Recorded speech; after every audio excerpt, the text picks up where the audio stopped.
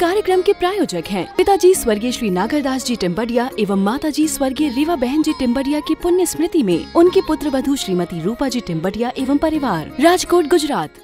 नमो अरिहंताणम, नमो सिद्धाणम, नमो आयरियाणम, नमो उवज्जायाणम, नमो लोए सव्वसाहुणम।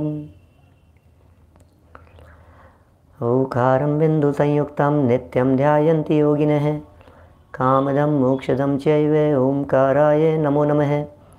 अविरल शब्द घनोग प्रक्षालित सकल भूतल मलकलंका मुनिभिरुपासित तीर्थां सरस्वती हरतु नो दुरितान्। अज्ञानतिमिरान्धानां ज्ञानाञ्जनशलाकया चक्षुरुन्मिलितं येन तस्मै श्रीगुरुवे नमः। श्री परम गुरुवे नमः। परम्पराचार्य गुरुवे नमः। सकल कलुष विध्वंसकं श्रेयसां परिवर्धकं धर्म संबंधकं भव्य जीव मनः प्रतिबोधकारकं पुण्य प्रकाशकं पाप प्रणाशकमिदं शास्त्रं श्री संयम प्रकाश नामधेयम्। अस्य मूल ग्रंथ कर्ता रहे श्री सर्वज्ञ देवास्त उत्तर ग्रंथ कर्ता रहे श्री गणधर देवा प्रति गणधर देवा तेषां वचनानुसारम् आसाद्य आचार्य श्री कुंदकुंदामनाय आचार्य सूर्यसागरेण विरचितम्। श्रोतारः सावधानतया शृण्वन्तु। मंगलम भगवान वीरो मंगलम गौतमो गणी मंगलम कुंदकुंदाद्यो जैन धर्मोस्तु मंगलम। सर्वमंगलमांगल्यम सर्वकल्याणकारिकम प्रधानम सर्वधर्माणां जैनम जयतु शासनम। जैनम जयतु शासनम। जैनम जयतु शासनम। संयम प्रकाश नाम का ये ग्रंथ है। आचार्य महाराज सूर्य सागर जी साहब द्वारा लिखी गई यह सुंदर रचना है। एक एक प्रकरण बड़ा सुंदर दिया जा रहा था और पिछले समय में जब हमने यहाँ इसकी चर्चा आपके बीच में की थी तब ये देखा था कि पूजनीय देव कैसा है। वास्तव में प्रकरण मूल में ऐसा चल रहा था कि षट आवश्यक श्रावकों के प्रतिदिन करने योग्य कर्तव्य हैं। प्रत्येक श्रावक को अपने जीवन में षट आवश्यकों का पालन करना ही चाहिए। हर श्रावक का यह कर्तव्य बनता है कि जिनेंद्र देव की पूजन करे, गुरुओं की उपासना करे, स्वाध्याय करे, संयम से रहे, तप करे, दान देवे। ये सब श्रावकों के कर्तव्य हैं और ये जो श्रावकों के कर्तव्य बताए गए हैं इन कर्तव्यों का यथावत रीति से पालन किया जाना चाहिए। इस संदर्भ में बहुत सारे छोटे छोटे से टॉपिक पीछे हमने पढ़े थे। माने इतने छोटे छोटे से टॉपिक थे, किस दिशा में मुँह करके पूजन करना चाहिए, स्तुति और पूजन में भेद है या नहीं है, पूजन खड़े खड़े करें या बैठे बैठे करें। इस तरह के कई तरह के प्रकरण और कई कथाएं यहाँ सुनाई गई थी। सारी बातें आप लोगों के उपयोग में होंगी ही और इसी बात को ध्यान में रखते हुए मैं कुछ आगे बढ़ रहा हूँ। पेज नंबर है 359। पेज नंबर 359 से हमें बढ़ना है आगे। देव पूजा मुक्ति का कारण है। यहाँ से हम बात को शुरू करेंगे। देव पूजा मुक्ति का कारण है। देव पूजा मुक्ति का कारण है। अब आत्मार्थी लोगों के बीच में इस तरह की बात कह दो तो एकदम ऐसे झटका सा लगता है कि क्या बात कर रहे हो पंडित जी, पूजन करने से भी कोई मुक्ति होती है क्या? अरे, जो सच्चे अर्थों में भगवान की पूजन करता है वही भगवान के सच्चे स्वरूप को जानता है। जब तक भगवान के सच्चे स्वरूप को जानेंगे नहीं तब तक भगवान की पूजन नहीं हो सकती है। भगवान की पूजन नहीं हो सकती तो फिर भगवान कैसे बनेगा? ये जीव भक्त से भगवान कब बन सकता है? ये जीव भगवान कैसे बने? इस जीव के भगवान बनने की विधि, मार्ग, प्रक्रिया, उसका फर्स्ट स्टेप है भगवान के स्वरूप को जानना, पहचानना। फर्स्ट स्टेप है, फर्स्ट स्टेप भगवान के स्वरूप को जानो, भगवान के स्वरूप को पहचानो। कौन है भगवान, कैसे होते हैं भगवान, इस बात में थोड़ा गहराई में उतरना चाहिए। ये बातें यहाँ सिखाई जा रही थी और सिखाई जा रही है। देव पूजा की प्रेरणा देते समय देखो भैया, जिसका प्रकरण चल रहा हो गीत तो उसी के गाए जाते हैं। क्या जिसका प्रकरण चल रहा हो उसके गीत गाए जाते हैं और गाए जाने भी चाहिए।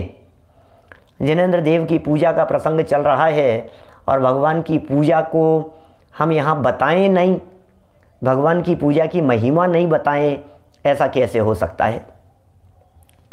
तो पढ़ते हैं यहाँ से प्रकरण आगे। जिनेंद्र देव का पूजन परंपरा से, ये एक शब्द इन्होंने जोड़ दिया है, परंपरा से परम निवृत्ति मोक्ष का कारण है। ये परंपरा से मोक्ष का कारण है। परंपरा का मतलब जानते हैं आप?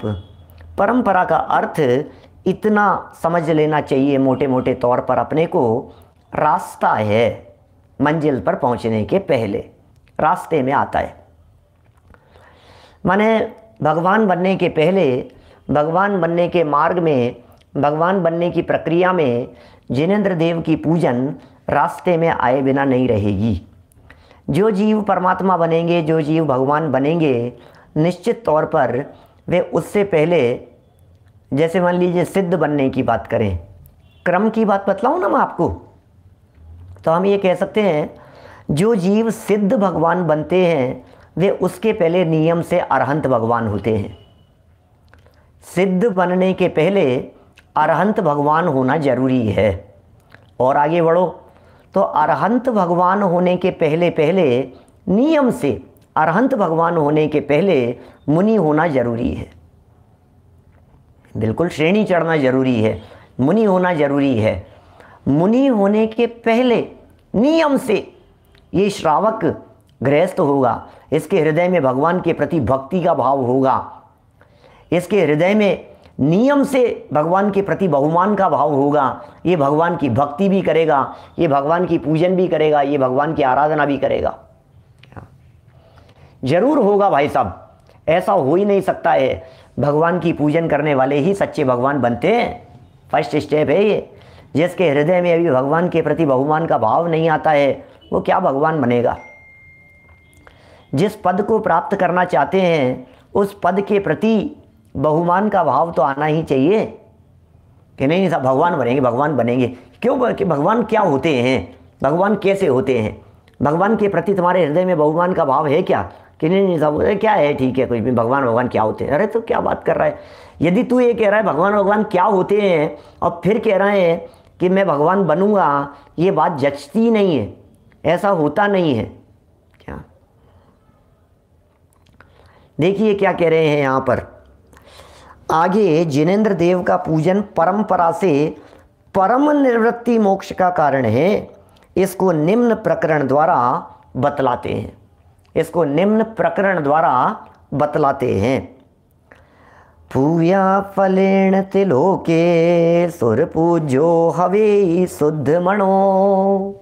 क्या सिर्फ प्रमाण प्रस्तुत किया है, 2-5 लाइनें लिखी है और फिर इसकी आवश्यकता को भी अच्छे शब्दों में बतलाया है। देखिए अर्थ बतलाते हैं। जो पुरुष शुद्ध हृदय होकर, ये बड़े कुछ अच्छे शब्द दे देते हैं महाराज साहब जिनमें कुछ गहराइयाँ छिपी हुई होती है।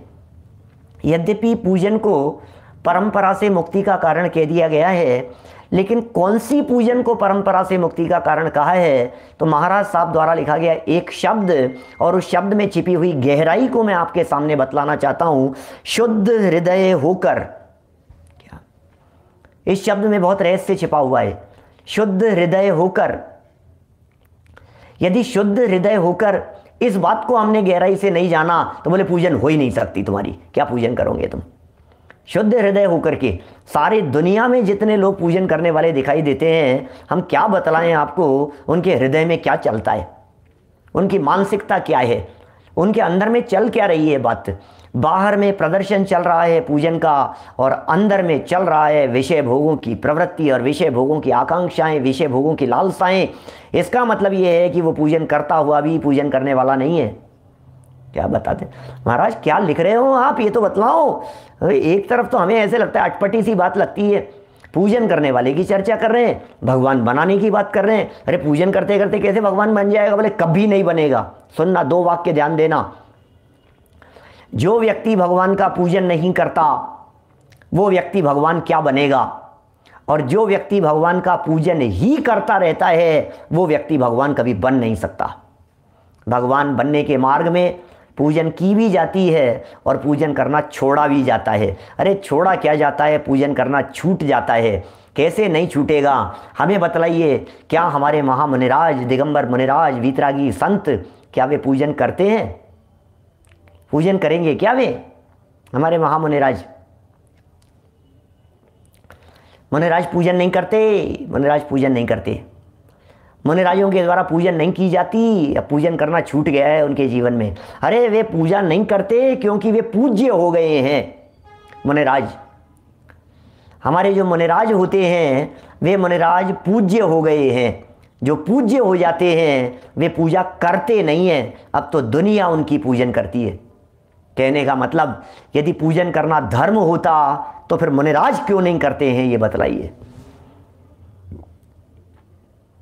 इससे सिद्ध होता है कि पूजन करना धर्म नहीं है, क्योंकि धर्म एक बार जो होता है वो छोड़ा नहीं जाता।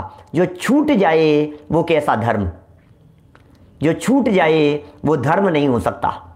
छूट जाए उसे धर्म नहीं कहते। छूट गया सब, छूट गया सब, छोड़ दिया, तो धर्म था तो क्यों छोड़ दिया, ये बतलाइए। फिर तो मुनिराजों को भी पूजन करना चाहिए, फिर तो अरंतों को भी करना चाहिए और सिद्धों को भी करना चाहिए। ये सब पूजाएं भूमिका के अनुसार हैं। क्या कहा? ये जितनी भी पूजाएं हैं ये सब पूजाएं भूमिका के अनुसार है।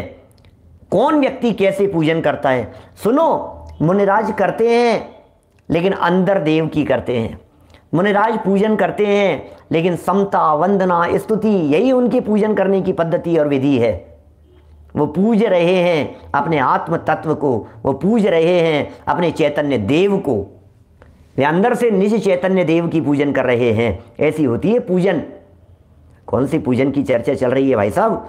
इसलिए कह रहे हैं भाई, ये परंपरा से मुक्ति का कारण तो हमने कह दिया है, लेकिन इस बात को समझ लेना कि परंपरा से कौन सी पूजन मुक्ति का कारण है।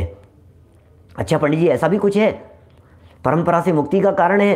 कौन सी पूजन मुक्ति का कारण है? आप बताओ पंडित जी, कौन सी पूजन? देव शास्त्र गुरु की करें, रत्नत्रय की करें, 16 कारण की करें, कौन से तीर्थंकर की पूजन करें परंपरा से? ये तो बतलाओ महाराज, बताओ बताओ पंडित जी, कौन सी पूजन मुक्ति का कारण? अरे भाई, पूजन का अर्थ शुद्ध हृदय से की गई पूजन। ये पूजन मुक्ति का कारण है, लेकिन शुद्ध हृदय से की गई पूजन वो मुक्ति का कारण बनती है। हृदय की शुद्धता होनी चाहिए। हृदय की शुद्धता के बिना पूजन पूजन नहीं है। बोलो भाई साहब, ये पीठिका में जो लिखी है ना, ये शुचिता की बात, बड़े एक एक पंक्तियां बड़ी। पूजन करो, पूजन पीठिका को पढ़ो, विनय पाठ को पढ़ो, उसके पहले बोले जाने वाले पाठों को पढ़ो। जब तक आपने किसी भी पूजन में देव शास्त्र गुरु या किसी भी परमात्मा का आह्वान नहीं किया है, उसके पहले पहले के सारे पाठों को पढ़ करके देखो, आपको कई रहस्य दिखेंगे उसमें। सबके ऊपर संयोग से किए हैं हमने प्रवचन, पूजन भक्ति अर्थ सहित, इस नाम से YouTube पर डॉक्टर संजीव गोदा चैनल पर ही प्लेलिस्ट में उपलब्ध हैं वे सब प्रवचन। सुने एक बार, पूजन सुने, पूजन क्या होती है, चर्चा आएगी ख्याल में।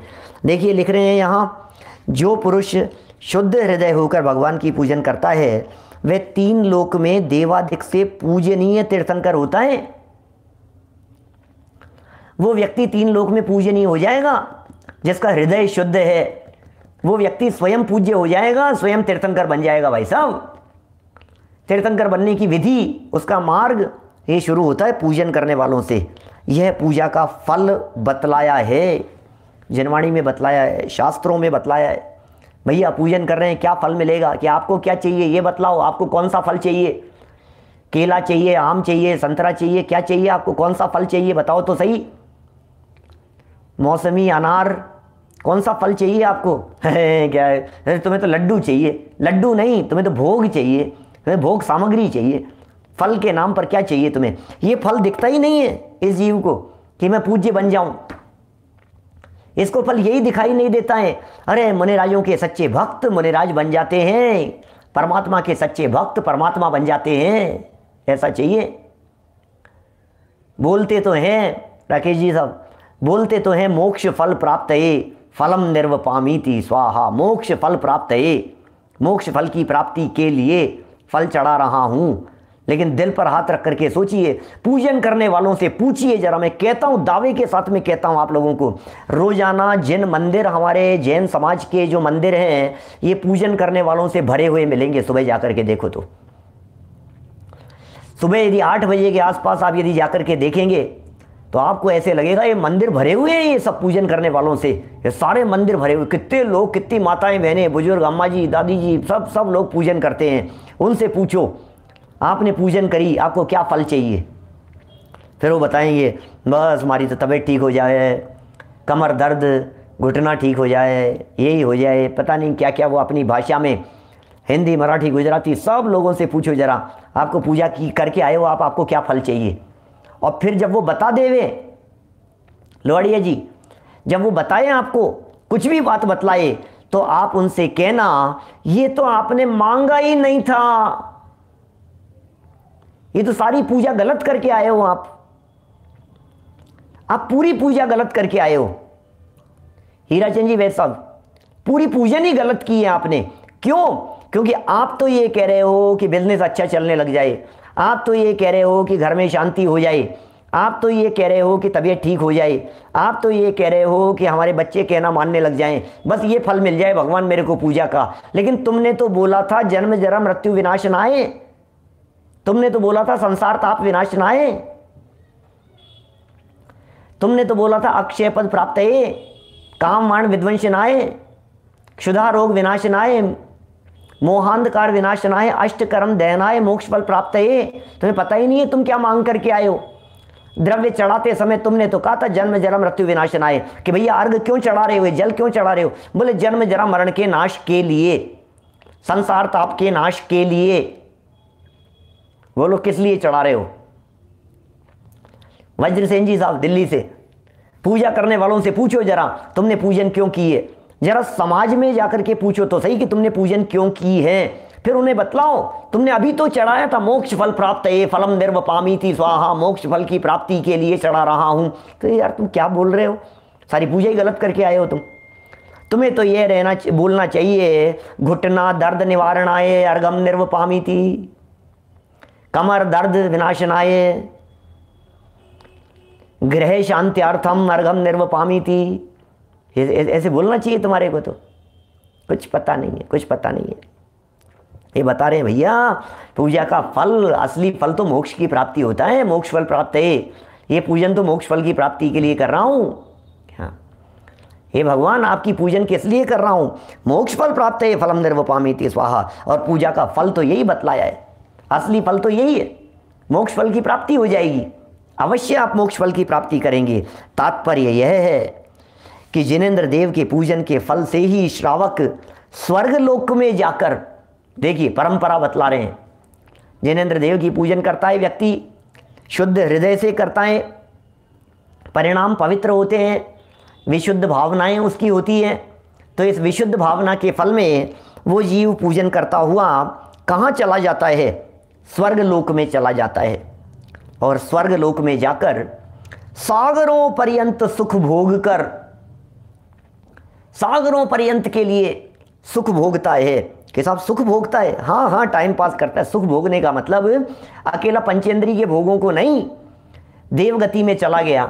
अरे पूजन करने के परिणामों से देवगति में गया था क्या, तो वहां जाकर के क्या पूजन नहीं करेगा क्या?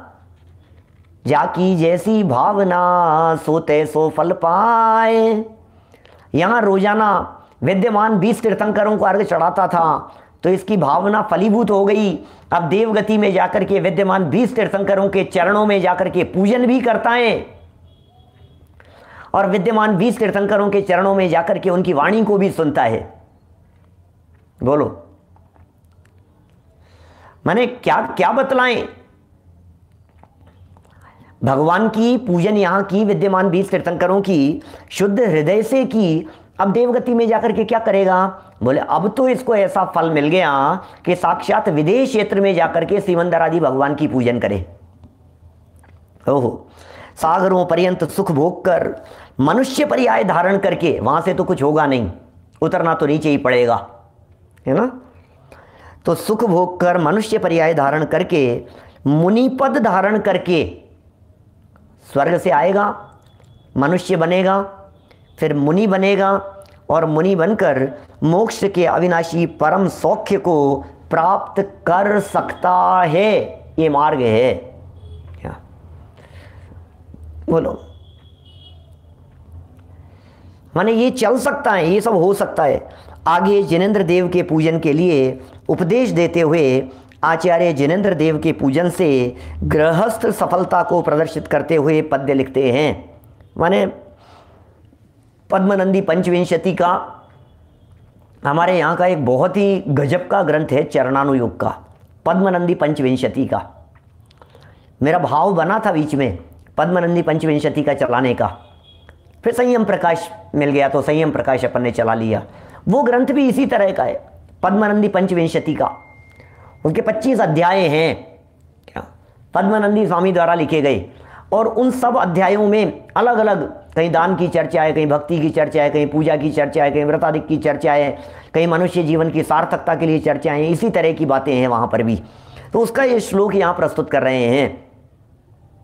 वो जो श्लोक है ना, पहले जो अपन ने पढ़ा है और सबको याद भी है, देव पूजा गुरुपास्ति स्वाध्याय संयमस्तपे दानम चेति गृहस्थानाम षटकर्माणि दिने दिने। क्या समझ में आ रही है क्या बात?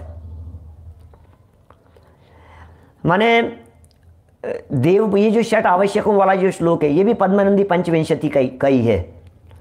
यहाँ लिखते हैं, नागपुर से प्रकाशित है अपने ट्रस्ट से। देखिए लिख रहे हैं यहाँ, पूजा करना आवश्यक है। हमें पूजा करना ही आवश्यक हो गया क्या? पूजा करना आवश्यक है? हाँ जी, पूजा करना आवश्यक है, जरूरी है कि हाँ। हमारी भूमिका में श्रावकाचार्य लिख रहे हैं, ये जो संयम प्रकाश जो हम पढ़ रहे हैं, जो उत्तरार्ध हम यहाँ पढ़ रहे हैं, तो श्रावकाचार्य ग्रंथ है, श्रावकों के लिए लिखा जा रहा है, इसलिए कह रहे हैं कंपलसरी है भैया, तो जरूरी है पूजन करना, तो श्रावकों के लिए जरूरी है।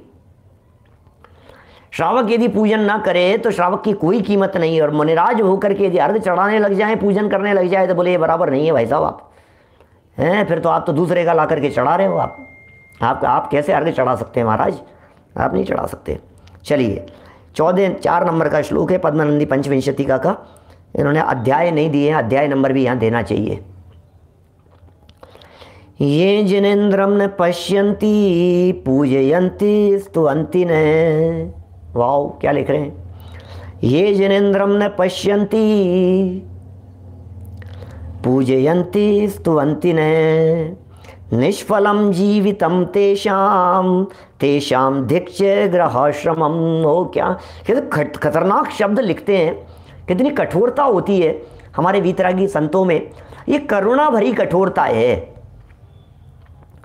कठोरता दिख तो रही है, लेकिन करुणा के साथ में कठोरता है ही। ओहो, ये जिनेन्द्रम, ये माने जो जिनेन्द्रम, जिनेन्द्र को न पश्यन्ति, नहीं देखते हैं, जो भगवान का दर्शन नहीं करते हैं। पूजयन्ति स्तुवन्ति, न पूजन करते हैं, न स्तुति करते हैं। जो जीव जगत में, इस दुनिया में रहते हुए भगवान की पूजन नहीं करते हैं, भगवान का दर्शन नहीं करते हैं, भगवान की स्तुति नहीं करते हैं, अरे क्या बतलाएं। मनुष्य रूपेण मृगाश्चरन्ति, मनुष्य के रूप में भी वे पशुओं के समान है, धरती पर भार है, मनुष्य होकर के धरती पर भार है। क्या इस कार्यक्रम के प्रायोजक हैं पिताजी स्वर्गीय श्री नागरदास जी टिम्बडिया एवं माताजी स्वर्गीय रीवा बहन जी टिम्बडिया की पुण्य स्मृति में उनकी पुत्र वधू श्रीमती रूपा जी टिम्बडिया एवं परिवार, राजकोट गुजरात।